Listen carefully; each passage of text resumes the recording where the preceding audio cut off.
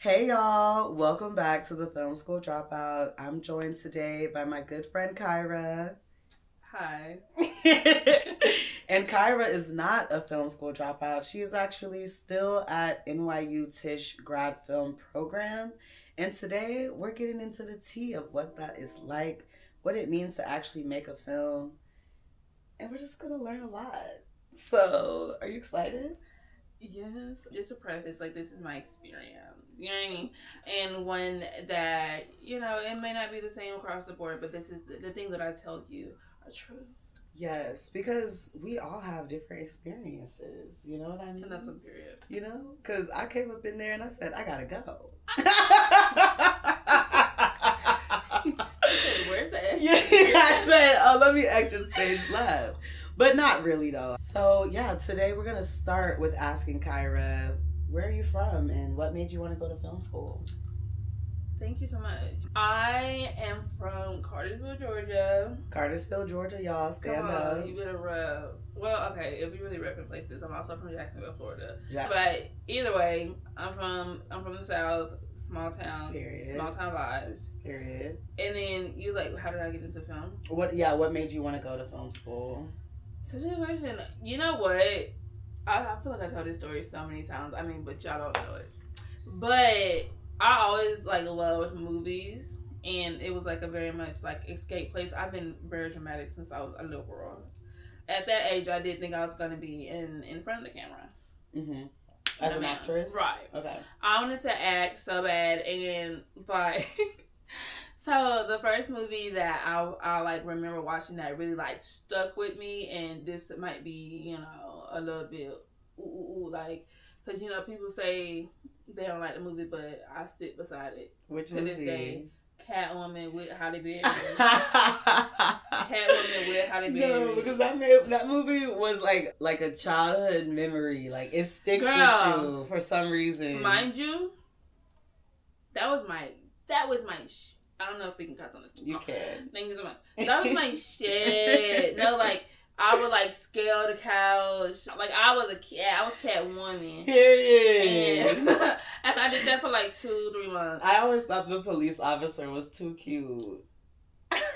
And I followed his career. But no, yeah. So that was the first moment I was it was just showed just how strong and powerful a film can influence you and stuff like that. And I was just this seems like some shit that's meant for me. Obviously, every time I started to realize, babes, you're not the best actor, and that's okay. I did a little couple of shows, whatever, school plays, whatever. Exactly. I was in a school play. Yeah, no, I was about to say, I didn't want to hype it up. I was in exactly one school play. I was in a musical. And now we're going to hear Jordan sing. It was a Seussical. It's a musical based off of Dr. Seuss books. And I had auditioned for it, and somehow they gave me a lead role. And then when we was in the... No, wait, because I was going to say something, I was going to talk shit, but that sounds so fucking cool. Then I was the sour kangaroo or something like that. And then there was a whole solo part where I had to come out and be and the sour kangaroo. It was a whole thing. But Wait. And I'm so sorry to blow y'all headphones out. I heard that vibrato. And it was something there. Yeah. But it's funny because it never really gave singer for me. So one day we was in practice and the choir teacher, little black dude, he was so, do you guys know what tone is? He was being so genuine, but that I was not. So that was right. I was not. You know tone, do you know tone deaf? So that was my experience. Okay, well, you know what? And you go out of that because that quick little 1-2, that was really good. Thank you. Love that for you. Yes, you were in the play. Yes, you were in the play. I was in that one play, and that was I retired after that. Anyways, it's never too late. I might pull a Quentin. You know, or maybe Marty. I'll do a quick little cameo, yeah, something like that. I don't know. So, I feel as I got older, love for film just grew, and I started to realize it's really the stories themselves that leave me with these lasting impacts and stuff. I watch a movie and I leave mind you, Karate Kid. I was like 11. Mm-hmm. I was like, not only am I learning karate, I'm gonna move to China, specifically Beijing. And you cannot tell me that for like a smooth 2 years. I was like, I was like, mine is a Rosetta Stone. Like, we really need to get on it because I have a place to be. It was just that kind of passion for it just started to grow, and I was like, I want to be the person creating these stories to have an impact on somebody else. So honestly, for me, it's the center of it. It's just like entertainment and representation. And if I can entertain or represent any group, I'm happy. Period. Thank you so much. So yeah, that's really where it came from. And then so I say like high school is when I was like really like, yeah, these are the plans. And I was telling everybody, I'm going to LA. I'm going to be like big and famous. Don't even worry about it.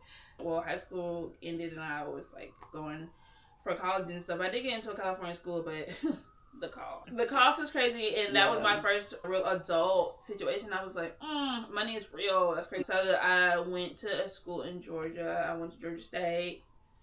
Go Panthers. I really hope that's the mascot, because I don't know. I didn't go to one game.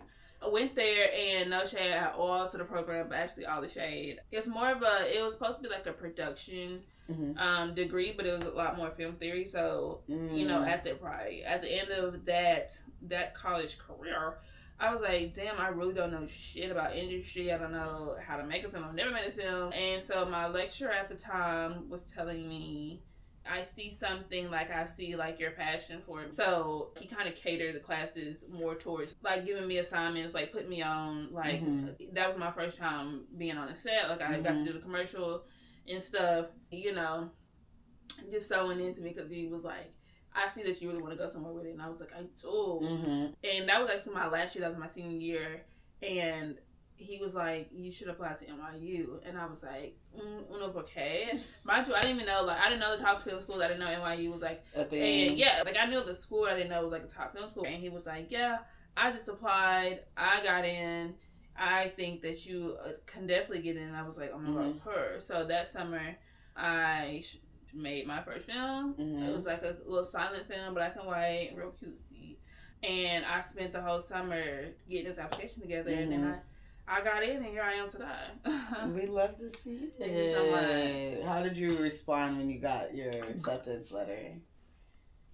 I fell out. Like, no, because look, so the NYU process is very, like, very in-depth. You submit the application, and then you get like shortlisted essentially, and you do an in-person interview. So I got to interview, and you know, they always say like, if you get to the interview stage, you're already an honor. You're good. Well, and then they say like, even if you don't get in, it's already an honor. Like, we had thousands of submissions. So I was like, you know, I'm giving myself a pep talk, and but at the same time I was like, bitch, that meant me in don't mean shit if I don't get in. Like, because it's like it's all or nothing. Don't think that way. No closed doors is a closed door for all. Period. But that's where I was. So I had to interview, and I was feeling real good about the interview for exactly 1 minute after I said goodbye and the camera went down, and then I immediately started sobbing. No, I was like, it's so wrong. I didn't know the answers. I didn't sound filmy enough. I don't have enough experience. And so I was depressed for a good 2 weeks. I remember I went to, it's so dramatic. I remember I went to this Mexican restaurant. And I got like 2 entrees. I'll do that on a good day. And let me tell you, it could have been a celebration, because I get into it. I was just like, and it was, think about it now, so ugly. It was this song that came on, this Spanish song that came on, and mind you, I didn't know none of the lyrics. But you felt it. But I was like, this explains my moment, and I'm sitting over there eating Mexican rice, one single tear. The then, drama. The drama. But guess fucking what? I'm driving home. So like I said, like this is probably like 2 weeks later. I'm driving home from the Mexican restaurant, stomach full, can't even breathe. And I get a call, and you know me, if I don't know that number, right? Delete. But by the blessings of God, she left a voicemail, and she was like, "Hi, my name is Julia. This is Kyrah. I just want to let you know that you got to accept it." And I was like, ah! Mind you, I'm driving. Let's pull the car over before I crash this bitch, and I don't go nowhere. before I go home to glory. Yeah. And I called her back, and I was just to make sure that she's not fucking with me. I was like, yeah, this is Kyrah. Right. And yeah, and I zoomed home, and I told all the niggas who doubted me. No, man. I told my mom, and I told the people, and I was you like, told your teacher who said you would never be none. Right. And my bald headed granny. And so that was crazy because like that whole, like I was working on it that whole summer, and trust me, it was stressing me out. Yeah. Were you making it by yourself? I was. Well, the film, Mm-hmm. the first film, I kind of just pulled all my friends together, like that I was like in that class with. Cause that was my senior year that that I was even thinking about NYU. So like literally when classes ended, I was like, y'all want to come do something? Yeah. And mind you, it was so boo, so ghetto. I know, like, that's what it takes, though. Well, because I didn't know like set etiquette, like set rules and stuff. So mind you, we was like there for like 2 days. We wasn't staying overnight or anything, but like it was like 2 days, and we was on set for, because it wasn't set, we was on set for 8 hours plus. Nobody got fed. I didn't get no food. I didn't bring no water. I did a call sheet. Nobody responded to it, so I didn't do any more call sheets. But it was like a really good time though, because it was just one of those things of, we don't know what we're doing, but we here and we want to have a good time. Right. And fuck me, I guess it was good enough to get in. So you know, maybe they saw something. To the note of guess they saw something, for anybody who's listening who might be interested in film school, what do you think it is that film schools look out for? Like, what you think stood out about your application? Oh my God. Honestly, asking an artist to champion themselves when we all have imposter syndrome is hilarious. But I'm gonna do it. I'm gonna be brave here today. Yes, it's a safe space. Thanks so much. Funny enough, I kind of do have like a little.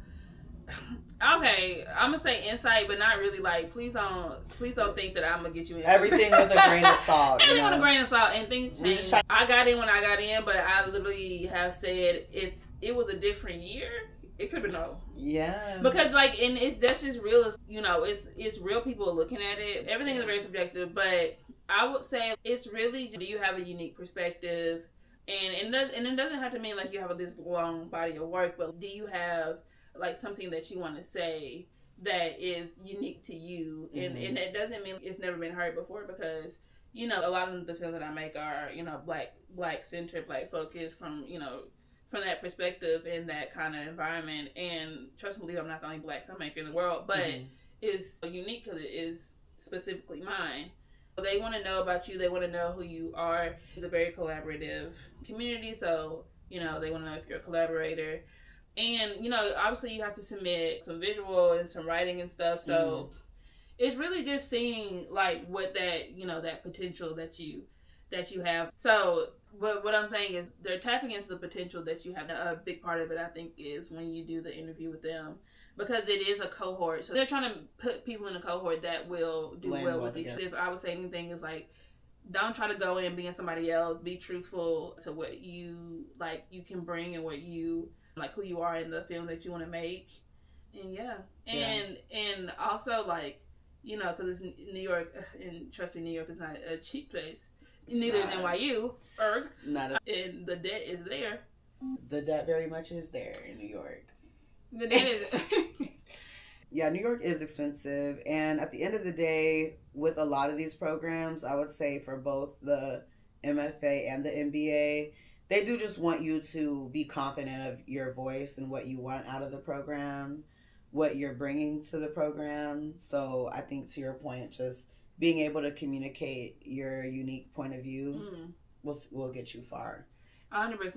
And yeah, and I will say, like, I think another thing they are looking for is just, it's funny to say confidence, because I know I was in there like shaking in my boots. Like, I would say confidence in your want to do, which sounds weird, but like, I guess ambition, like being ambitious and being resilient, because it is a very hard, because you know, but it's a hard, it can be a long fight.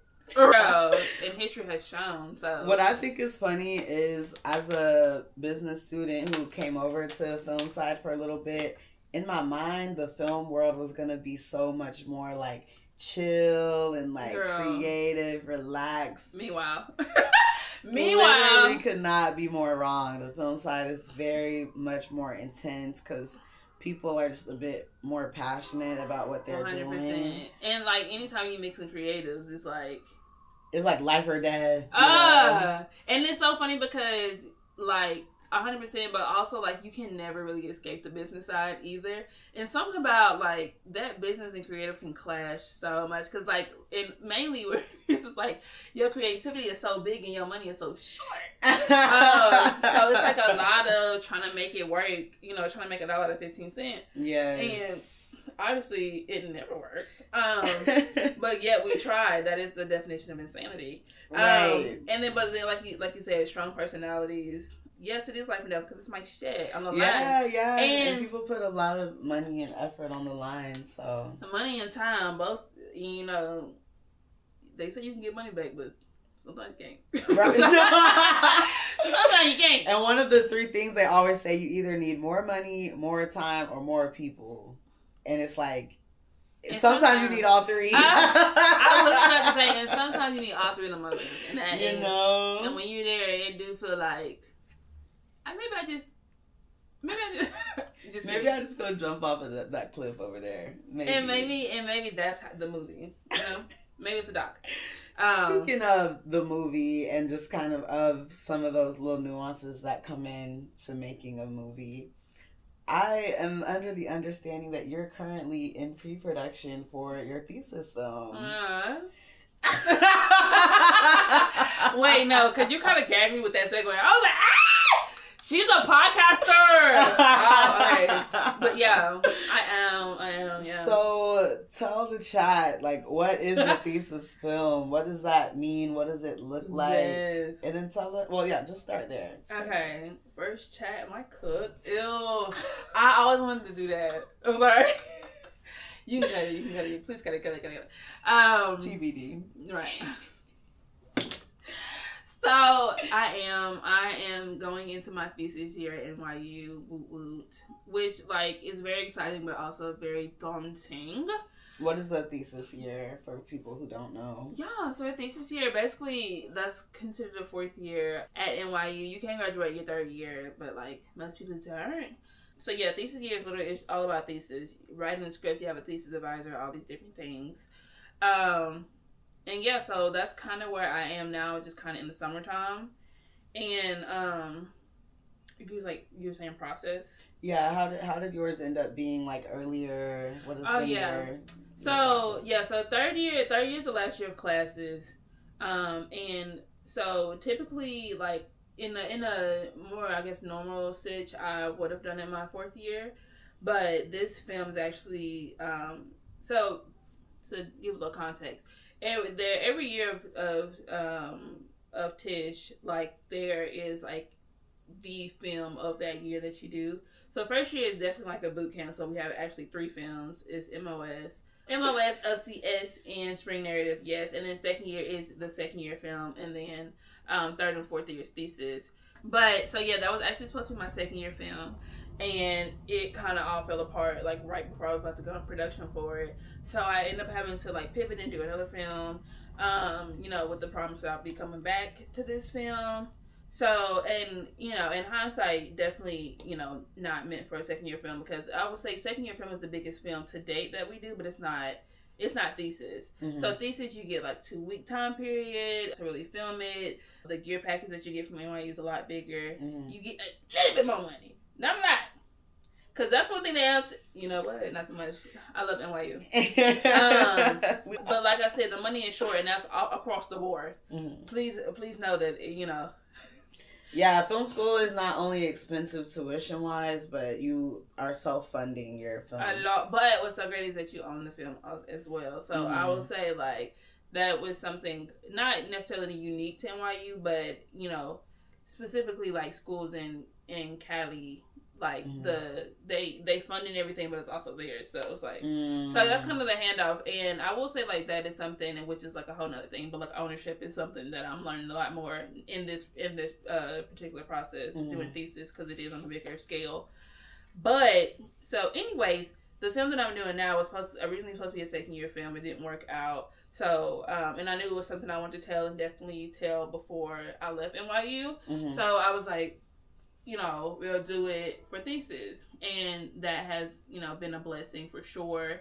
So this is a film that I've been with for like 2+ years. Mm-hmm. So, and it's, you know, so it's high time, as they say. And what is it like to be with a project for that long? Like, how do you, because I know even with professional filmmakers, they sit with projects for years sometimes before they're actually able to see it realized. So what has that journey been like for you? Does it feel a lot different than what it was when you first started the idea? Like, tell us a little bit of. I'll say, like, I put the story down and I kind of had to focus on everything else. So it wasn't as if like I was constantly going back and doing like edits and updates and stuff like that. It was kind of like just keeping it in the back of my head, keeping it in my pocket. I will say, like, there were moments while I was doing other productions where like a light bulb would go off and I was like, this is interesting, this would be something to kind of revisit. But I will say, like, when you pick it back up, it's like, I can say, this is what I'll say, is the process has been completely night and day from my first time trying to go into production to this time. But as far as, you know, revisiting script and stuff like that, it's like, it's nice because you're so familiar with the world. Mm-hmm. But it's also, and this is something that they say all the time, sometimes you don't know the film you're trying to tell until you're making it, which sounds weird, but like, you'll write a film, you'll write a script, and you'll be like, this is what it's about, but like, what the material is saying is about something else. Right. And so it's either adjusted to what you're actually trying to say, or realize that you're really trying to say this. Right. And so I think I had a little bit of that. So going back in and kind of making that more realized in the script was both fun because, you go through a whole process of getting notes from different people. Mm-hmm. So a lot of stuff started to click, and I was like, I think I did need some space from the story to figure out what I was really trying to say. That was something I was really grateful for, being able to get back into the story and see where it was I was actually trying to take it. And I feel like that's something, too, that has been a lot more seamless. Is like, with this time around making edits and stuff, like, the script is a lot more tighter, the story is a lot more clear. So I think with what I was trying to say, it benefited from that time so that I can make it as clear as possible. So that was really great. And something also about, this time around, something I realized so much, I mean, and I already knew, but, you don't know till you know. You know what I mean? Until you really experience it. Yes. And something that is like just so, night and day is the crew and that I have as well, and like that support. Mm-hmm. So, first time around, it was just a bit different. It wasn't like how I typically work. And so I kind of teamed up with people in my cohort in my year this time around. Mm-hmm. People that I've kind of gone through the program with, got to see like how they work. Trust. You know what I'm saying? Get to see like, well, have that trust, have that second hand, and then just to get to actually see the work ethic and really know, and not really be word of mouth. So I was happy with how I was able to build my crew this time around, and it's been a big difference. And also the budget is raised. That's one of the things we talk about. Like we just said, more money, more time, and more people. And love! You better get into it. No, because really, that's really it makes key. A world of difference. It makes a world of difference. Yeah, so right now, so scary to even say, we are probably 2, maybe 3 weeks out of, I know, girl, I'm gonna throw up just talking about it. I'll say this, like, the nerves will always be there, will never not be, but I do feel like prepared, which is great. So it's like, while I am being like, ugh, like, when it's time to show up and show out, you know what I mean? It will be done. It will be done because, like I said, the money is not refundable. And a lot has gone into it. Where I am now, I'm about to be fully casted. Very exciting. Yeah. And it's like it's really cool. It's like a full circle moment because I'm actually filming in my hometown of Cartersville. Shout out Cartersville. Come on, where I was crawling on my mama's couch as Catwoman. Yes. Meow. Right. You know what I mean? You know what I mean? Right. So, XD. Come on. Right. Yes, that's all that and more. Even though it's daunting, it is also really exciting. Yes. To do. And you know, this is like the last. This is the with all that I said with NYU, you know, money and stuff. They do give you gear, which is the most expensive part of the whole thing, because these rental houses be taxing, respectfully so. But anyways, you know, with the level that I'm trying to like shoot this film on, I was like, this is the time to do it. Yeah. Well, I got the gear. I don't have to worry about the gear and everything. Yeah. So yeah, we're hoping for it to make a little noise. And it will. Very excited for you. So what I want to just dig into a little more is when you said, when you're writing, sometimes the film you thought you set out to write is not what is actually trying to be told. Because I think that happens at 2-3 different times while you're making a project. One, when you're writing your first draft. Then when you get to the lock draft, you probably are like having 2 completely different films. Then when you go into shoot, things change and you run into you have 2 different things. And then finally when you get into the edit, then basically you are rewriting the movie once again. Girl, let me tell you something. Yes, actually, sometimes it does happen to where like you got to do a whole reconstruction of the movie at the end of the day to make it you know, usable. And that is rough. That's a rough place to be. I have been there. And it comes down to, you know, things happen on set, but it also come down to script level. Like, baby, it was already, it was a problem with the script. That's why you're having a problem now. And I will say, that's something that's kind of slept on, I think. And that's T. No, literally, like, and that's the thing is with filmmakers, and well, I'll say for me as a director, because, you know, the story lives in your head. You see it the most clearly. So, like these little things that you like, oh, but it's going to be figured out because I know what I'm thinking. But it's so much in the process that, like, even you, it's going to slip your mind. So, it's like, these little things, if it's not registering to other people, babes, it's not them. It's yo. And you just have to remember that this is going out to an audience. It's like, yeah, you can make a movie for you, but what's the point of that? Right. You know what I'm saying? It's to be seen. So you want the audience to have a good experience. So it definitely came to script level, and that is slept out. And no shade, it bites a lot of people in the fucking ass. Basically, how you put 2 images together dictate the meaning. So yeah, that's so true. Thank you so much. I'm so happy that I got back to where I was trying to say, because as soon as I started talking about film history, I'm like, because it's also like when they do the ink blot test. Yeah, people see, you know, depending on how it's shaped, position, or whatever, people see different things. Get into it. But that's why it's so important to be very clear on what you want to say during all parts of the process. 100%. Because at the end of it, all you can do on your end is make it as clear as possible, because it's going to be interpreted either way. Like, that's what art is for. It's meant for interpretation, and it's never going to be clear cut for everybody. There are, in different stages, you have to kind of reshape the story to sometimes to your storytelling ability, to your logistical reasons. Can you afford to do this or not? 100%. It's like you're constantly shaping the story. Yeah. So it's kind of like you're really just wanting to make your original idea, your original intention so strong that it can withstand those different things. Because I will say, like, the film will always come out a little different than what you expected it, because that's just the come on, and part of the creation process. It's part of the creative process, and then you have to be open to those things too, because nothing is perfect. So, like, that openness to those just allows it to, in my opinion, be better. I mean, as long as you are, like I said, with you always going back to what that intention was, because you can't get steered off the course, and then sometimes you end up making a movie you didn't mean to make because you was listening to everybody else. So yeah, it definitely is. It's a labor of love, and you can't be so precious with that script, like with the script. Even with the footage, because it, like, on set, it's been so many times on set where I see a take and I'm like, that was the fucking take. We get to edit a room, that is not the take that we see. and it could be for, like, so funny. It could be for practical reasons, like, dang, her zipper down, and that's really fucking me up. Or it could be just that take doesn't match with the emotional, the emotional buildup for the other. So it's just like a lot of different things. Oh, this is so sweet. This is what my thesis advisor always tells me, like, have your line in the sand. that thing that you want, that thing that you won't, you know, kind of negotiate on or, you know, like give up.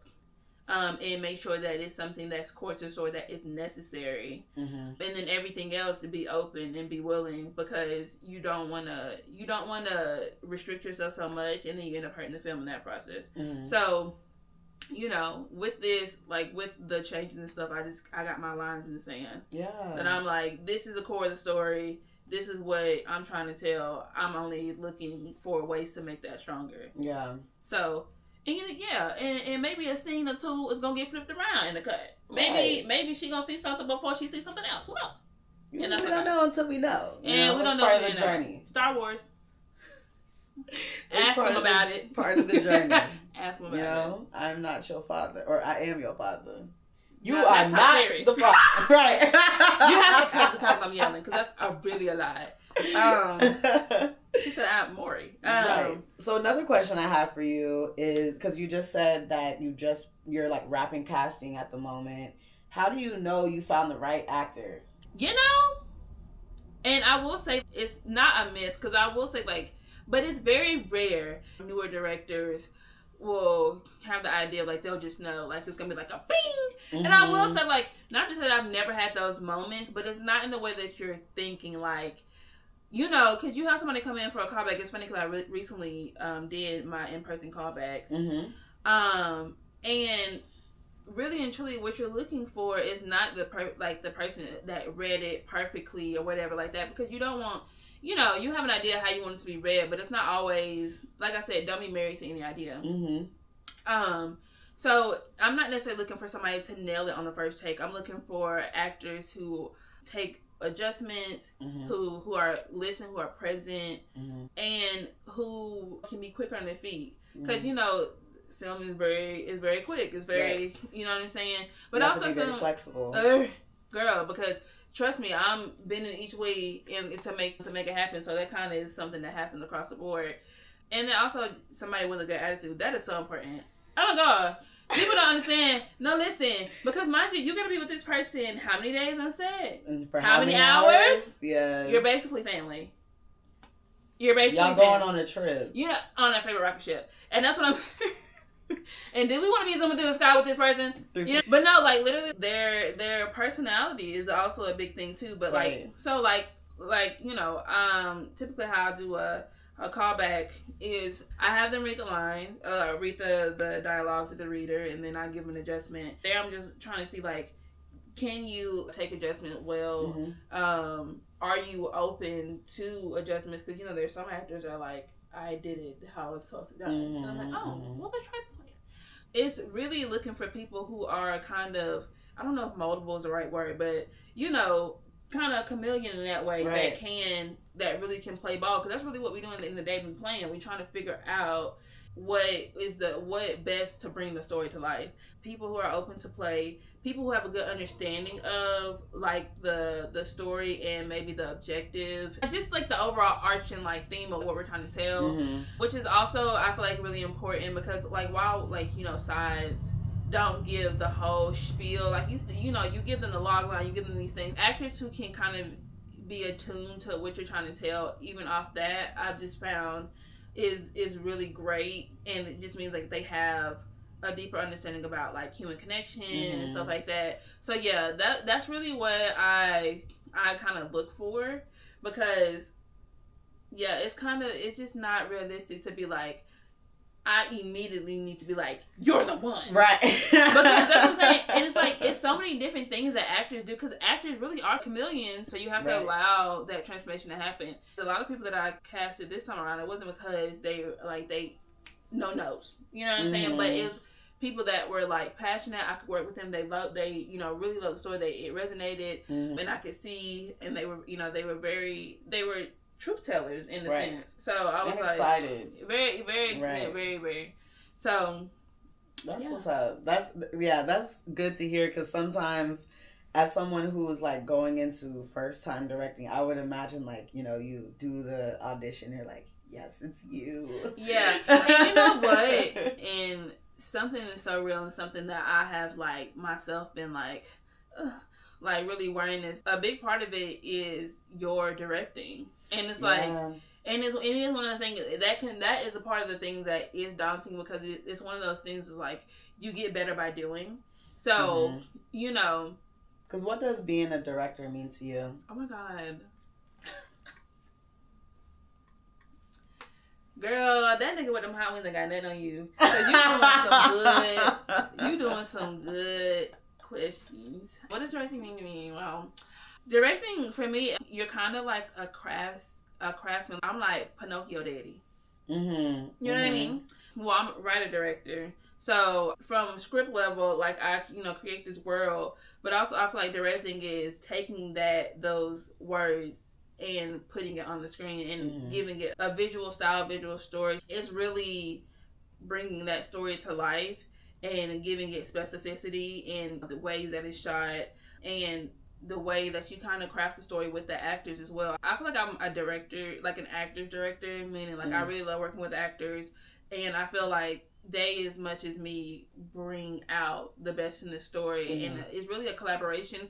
Like, I thought when I was going to film school, I was like, I'm gonna be auteur, like it's me, and then I got there and I was like, auteur is a writer director. Well, right? Yeah, auteur is writer director, but it's like it's their show. Like I would say, Wes Anderson is an auteur. Like it's very much specific. him, very specific, very him. When I come in and I direct, it's like. I set an environment. I think it's also not just about when we're filming, but when we're not. So setting an environment that we can get like what we're aiming to get. We can get these beautiful images, and tell these truthful stories. So that's really what it is. I would just say I'm a shaper and crafter of story. Yeah, no, I think sometimes with the term director or with anything that's a on-set title for something that's not like on the camera team or production design, people who are not in the film world are like, what is that? What do y'all do? Right. What does it look like? And so it's always it's a little bit exactly. So it's always helpful to hear everybody's different take on what it means. Yeah. In my mind, a director is a huge project manager. Like, you are managing so many things. You're like the CEO of a company. Yeah. By the way. Yeah. No, 100%. There's so much delegating. And so you really are the centerpiece. You're kind of like the circle of a flower, and you have all these things attached to you, because like everything, and well, more specifically I'll say, because I've only ever been writer director. I haven't yet directed something that I haven't written. So it is a little bit more central for me, but still, even if you are coming on as directing, because like I said, you're in charge of the vision of bringing it to the screen. So like, everything is kind of going through you. Even in the biggest of sets, it's still going through you, but especially with low budget / student filming, you part of every process, babes. For sure. You're there for every meeting. So it definitely is that, and being able to delegate and go back to that team. Get you a good team together. For sure. So to wrap things up, I want to hear, what are you most excited about in these next few weeks, like as you're getting ready to go on set? What I'm most excited for, honestly, like, it's a full circle moment for me. Like I said, like, it's really, and I don't even think that I really have deep how this is, because trust and believe, like, I just didn't think I would be at where I am right now. Many a times I'm like, girl, what the hell am I doing? How do I get over young? Because, but while I did have I was like very unrealistic in my ideas of like, I'm gonna make it, which I do think that you need to be a little bit in denial.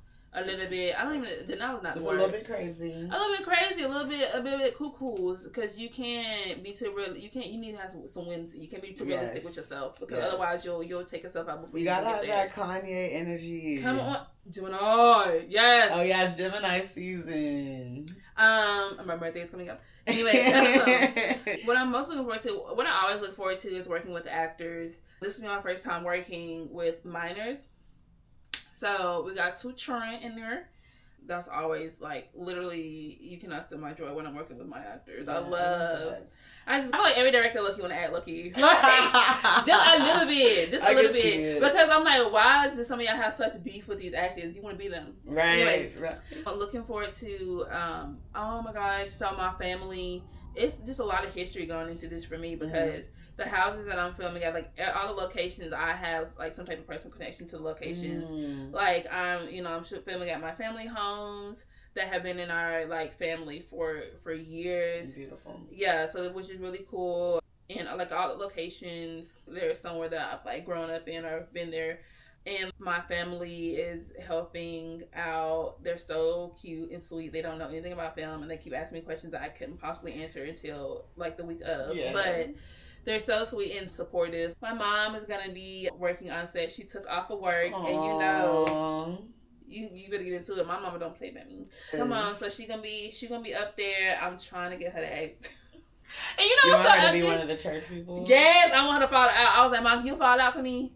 And what's so crazy is, mind you, any other time she's like, he can put me in the film. I put her in the film. She's like, no, I'm shy. I'm like, all right, figure it out. But anyway, so really excited to be able to do it with them. I was on a film that I was producing where the director's family was like a big help, and it was just, I was like, y'all are lifesavers. Yeah. So I'm hoping that my experience can be similar because trust, I could use all the help and money that I could get. Yeah. And then, yeah, lastly, I'm looking forward to it being done.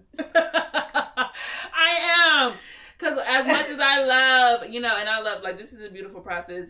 In my experience, I'm only really, truly able to really see how beautiful the process was when it was done, because the stress is gone. Yes. The expectations are gone, whatever. And honestly, I'm looking forward to that first day. Right, because once you get through the first day, because now I know everything. Now I know everything I need to know. I know how my crew moving. I know how my actors is working. I know, you know what I'm saying? So now, so it's really just you figuring out on the day. It's moves and kind of moves. So I'm like, after that first day, I can see, I know what I need to plan for. Yeah. So now I know what to expect. That's really what it is. It's like trying to kind of guess what's going to come up. You only going to know when you get there. So, and that first day and that last day, oh, it's going to be a good day. It's going to be a good day. I love that. Anything else you want the listeners to know before we leave for the day? All right. Just fucking do it. Yeah. Literally just fucking do it. Like, my first film that I ever made, narrative film I'll say, that I ever made was in my friend's house with an old ass camera that I got back when, like, it was like the T7i. I remember I watched a YouTube video and they was like, this is all the rage, this is all the cameras at the YouTube. So I was like, period, let me get on it.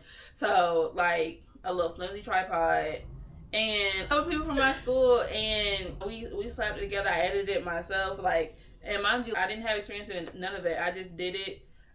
Reach out to your community. And if you don't have a community, girl, build a community. I'm telling you, when you find you a good film community, the sky is really the limit. Because you, like, and I can attest, Jordan, you decided to wonder, who the fuck is she? You know what I mean? Because what she didn't say is she's my associate producer and literally divine. Oh, divine. Like, you never know. Come on. You just never know who can bring what. And so, like I said, you can't do it alone. So building up your community is always a good way to start.